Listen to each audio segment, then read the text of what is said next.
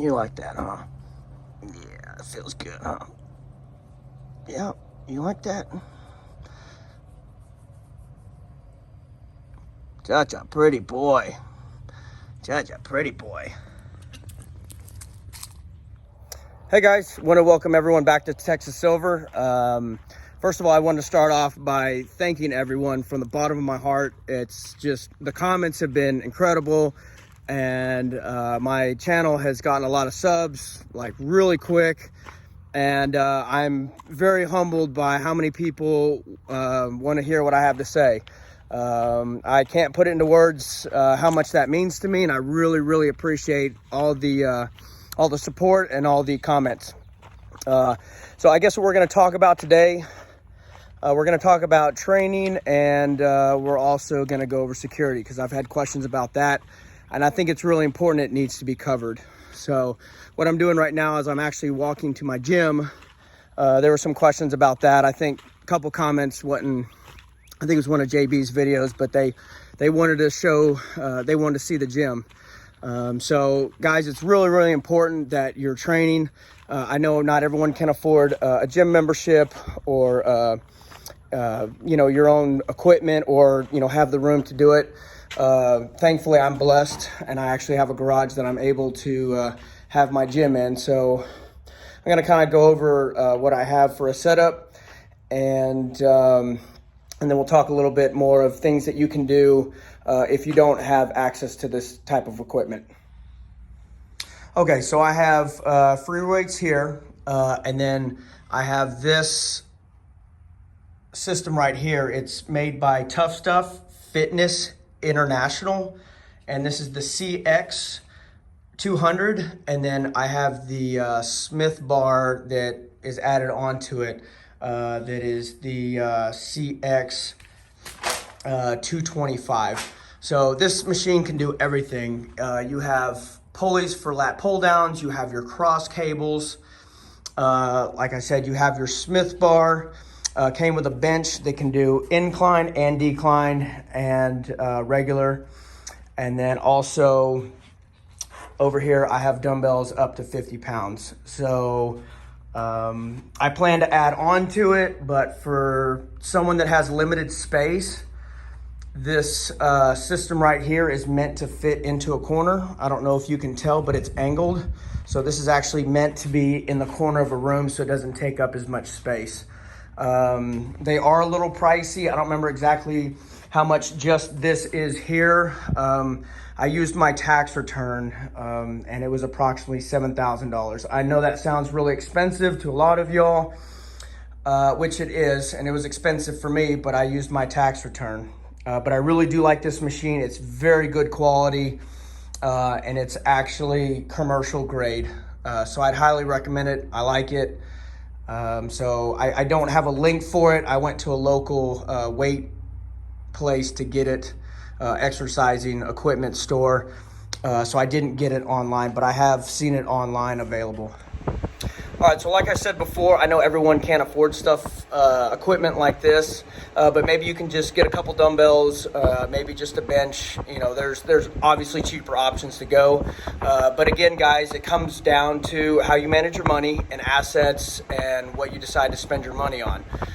So like I said, with my tax return, I could have had a lot of fun with that money, but I thought that this was beneficial. And actually, when I got it, was last year and a half ago, back when the sickness that's going around took place. So I was lucky. I was able to still work out, and it's great because I have access to it, right here at the property. But even if you can't afford that or don't have the room for that kind of stuff, you can go for a run, you can go for a walk. Just get yourself moving, get a little bit of exercise every day.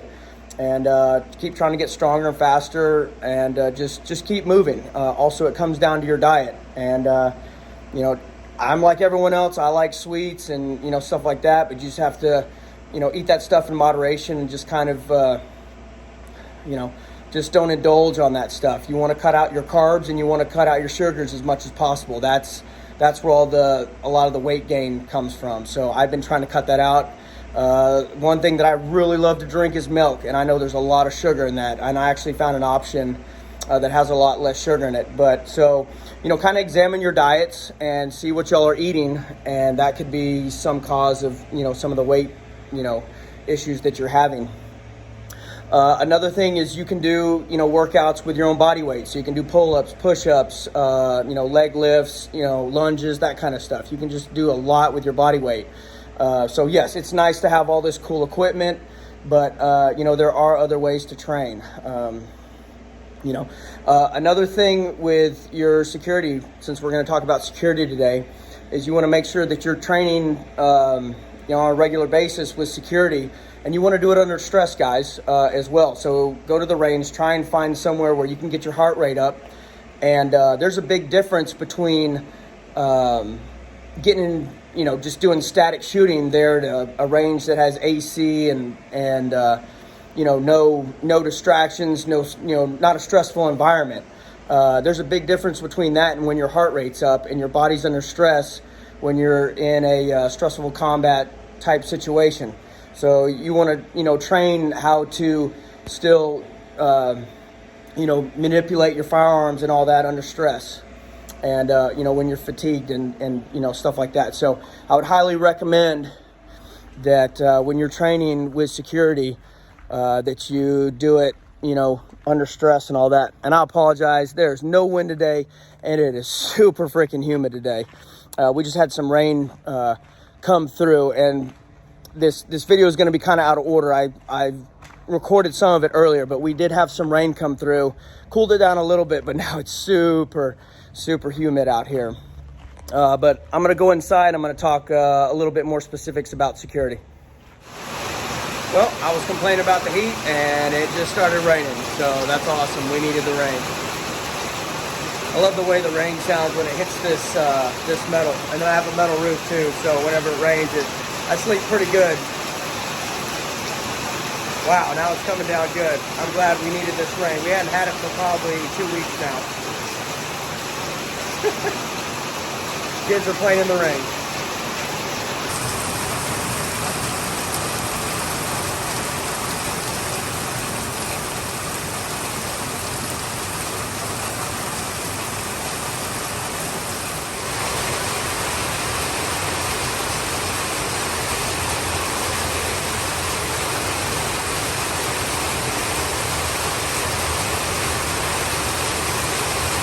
They know where to hide to get away from the rain.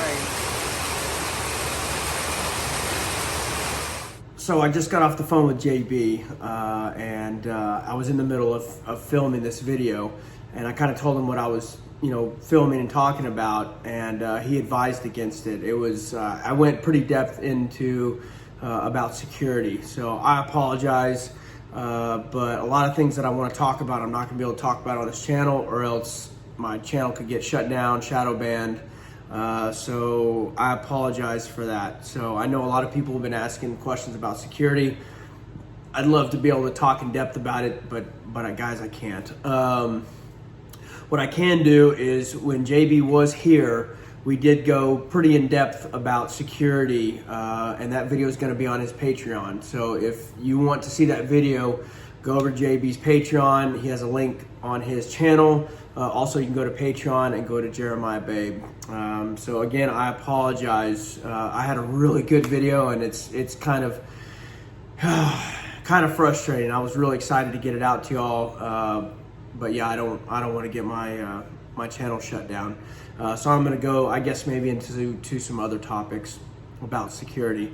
I think one thing that's overlooked a lot of times, everyone's thinking security as in just, the weapon, and, the fuel for that weapon. But I think a lot of people look over, having a good ballistic helmet, one that's able to take, around. Also a plate carrier that you're able to put your magazines in, and that'll take up to a rifle round. I would recommend getting a level 4 vest. Everyone in your family, needs to have one of those, in my opinion.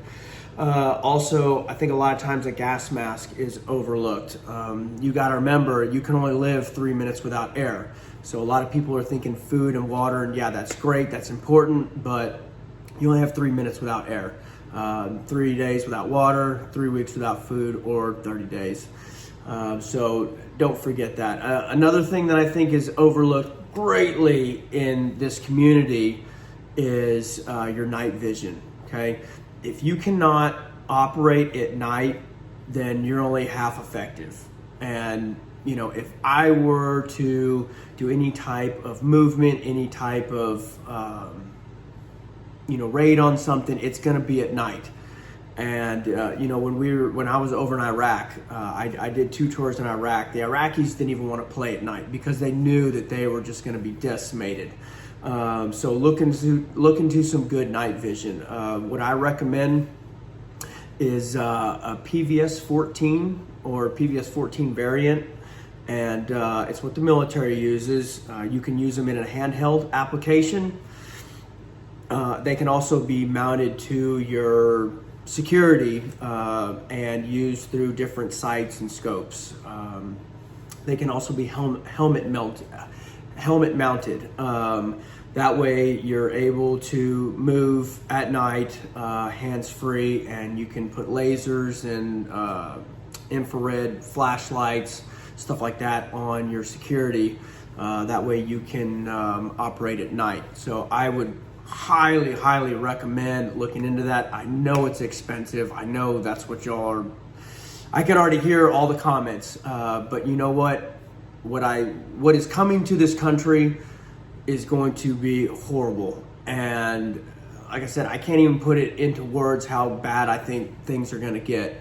You need to be able to secure your stuff, your family at night.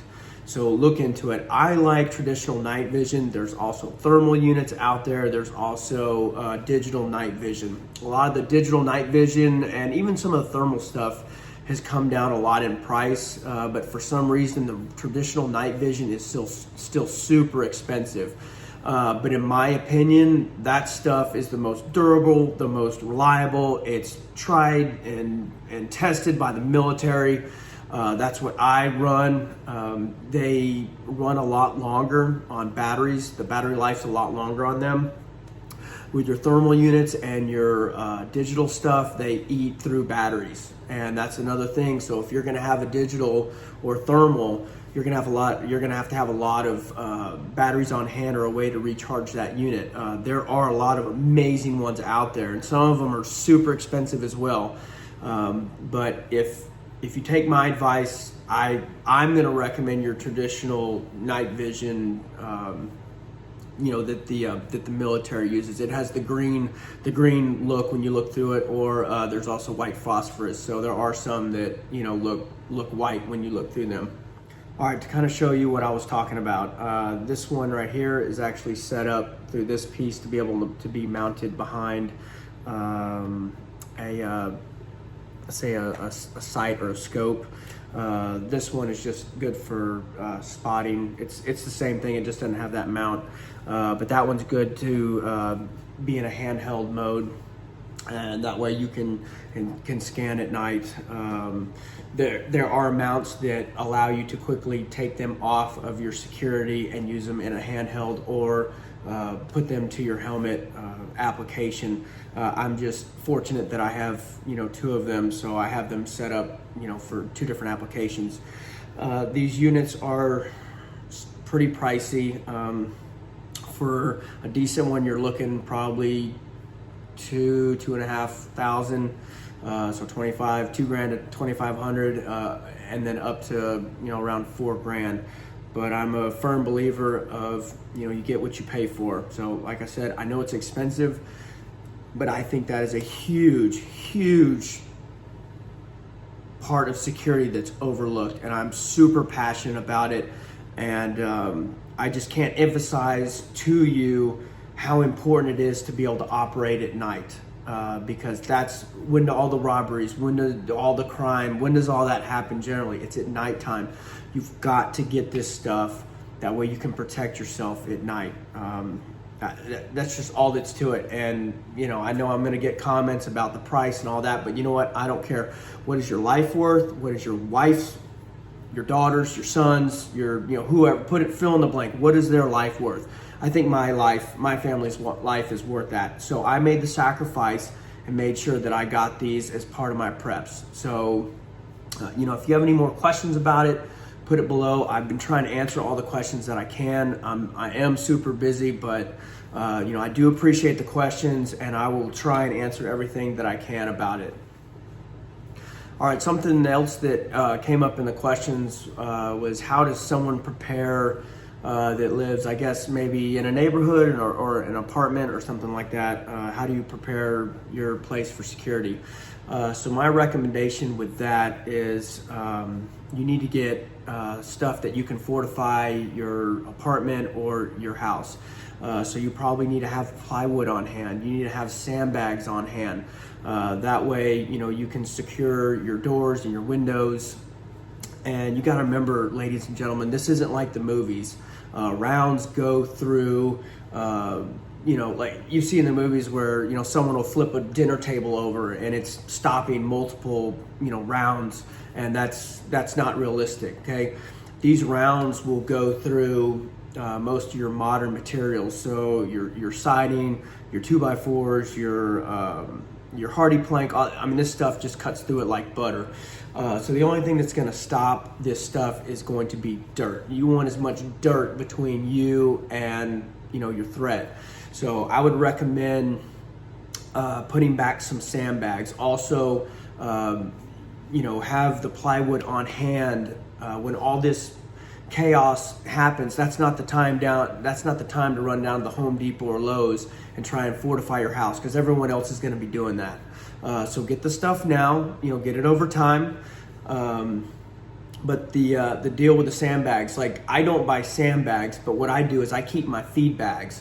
So whenever I get the catfish food or the cubes for the cows or whatever, I save that bag because later I know it can be used, you know, to fill with dirt. So there's other stuff that you can probably reuse that you buy every day. Just put them back. But you know, that's what I would recommend. But I think they're kind of expensive. I think you can buy them in bulk. I look on Amazon. I think they were probably about $1 a bag, and I know that's, you know, sounds kind of expensive, but it's important. But that's a way that you can fortify and prepare, you know, for a catastrophic event. Besides buying more security. So that would help buy you time and give you protection from threats from the outside. All right, I know I'm probably gonna get some comments down in the comment section about, you know, I live in an apartment, I don't have room to store all this stuff. Okay, so fine. So if you live in an apartment, how many sheets of plywood would you need? 1 or 2, maybe 3? So what you can do is you can put those sheets of plywood, you know, say on your box spring, in between your bed. You know, put some of this stuff underneath your bed, you know, these sandbags or whatnot. So get creative with, you know, the space that you do have. And, you know, I understand that not everyone has, you know, acreage or, you know, a house in a neighborhood where they can have a shed or garage. So I get that, but try and get creative and figure out where you can store some of these items that, you know, kind of, you know, hide in plain sight. Okay, I had a question in one of my videos asking about security and if you're not able to own a firearm. So what I'm going to suggest there is maybe look into a vertical bow or a crossbow. There's advantages and disadvantages to this. Obviously, you're going to have a lot of arrows on hand if you do get into some sort of altercation. You know, once you shoot that arrow, it's probably done. You're not going to get it back. So you're going to have to keep a lot of arrows, a lot of tips, stuff like that on hand. You're going to have to keep extra strings, maybe some tools to be able to work on your, you know, if your bow goes down. So your advantages to the crossbow is you don't really have to do a lot of training, as in it's almost like shooting a rifle. Okay, so it's pretty easy to learn and be accurate. With a vertical bow, that takes a lot more skill. That takes a lot of practice. That takes, you know, you putting in lots of time to learn those skills. So with a crossbow, if you fired a rifle, you can pretty much, and are good and accurate with a rifle, you can be good with a crossbow. The crossbows are very accurate. There's some of the bows out there, I think you can probably take a 100-yard shot. They're very quiet, stealthy, so that's also another option that you can add, even if you are able to own firearm. I actually own 2 crossbows. The reason being is my rule is 2 is 1, 1 is none. That way, if one of my bows goes down, I can use the parts to, get the other one up and going. Also, I like having a lot of the same things, because then I can buy parts again, for my bow. So I can have 2 or 3 extra strings that I put back instead of having to buy 4 or 5 different strings, because I have different bows and stuff like that, if that makes sense.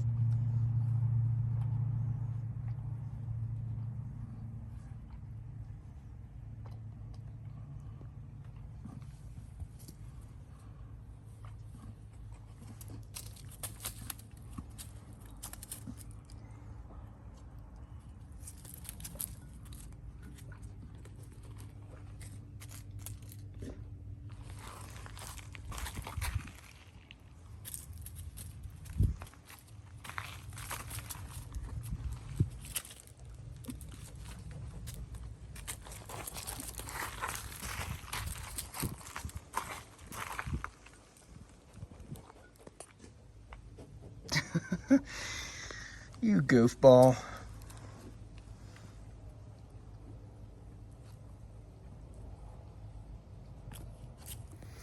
All right, I actually filmed this earlier, but I'm gonna have to go ahead and change some of my verbiage. So I'm gonna go ahead and redo this. So just bear with me. There's a lot that I'm not gonna be able to say. So I'm just gonna kind of film it and show you. Hopefully through the video, you'll be able to figure out what I'm talking about, but it's gonna be more just showing you through the video and not me explaining it so much, but I'm going to be really vague on my description. So I'm about to go through here and show you kind of how I have my vehicle set up for security. All right, so how I have this set up, I have my security here that I consider to be defensive. So that's going to help me deal with any threat that I come across, and I can hopefully neutralize it and then get out of here real quick. If I run into something bigger, I'm going to use this to work my way to my other security, my bigger security. Also in here, I have a tourniquet right here. So I would exit the vehicle if I needed to, and I would come back to this one here. And I have the sight on the lowest setting. That way, if I have to do a close engagement, I am able to. And then if I need to do some long distance work, but I can just easily access that and go to work. I have a little bit of backup, if I need to refuel my security. And then this here is a trauma kit, has some basic first aid for dressing wounds and stuff like that. But so then once I get my long security out, then I would work my way to the back of the truck and then neutralize whatever I needed to at that point. All right, another thing that I wanted to go over with the security thing is just remember, if you can at all costs avoid any type of altercation. If you're able to get out of there, then I would recommend that. But obviously, I'm never going to advise someone not to defend themselves or a family member's life. So just, if you have to, handle what you need to and get out of there. But if you're able to disengage and get out of there, that's what I'm going to recommend. Also, don't forget that this vehicle right here can also be a large a weapon. So just, I think you know what I'm talking about. But if you need to get out of there, this can also be used to neutralize a threat. So just want to kind of go over that with y'all. That way you kind of know how to secure your own automobile when you travel. If you have a car, I would recommend you put your long security in the truck, in the trunk. That way, you get your short security, and you use that to move back to your, the back of your vehicle and get your long security. So whenever you exit, just make sure you remember to hit the trunk button. That way you have access to your long security. Hopefully that helps. I don't think she's been introduced, but this is Athena. I think Dan showed her off in one of his videos, but she's super sweet. And come here, baby. No, let him get a good look at you. She's running from the goats.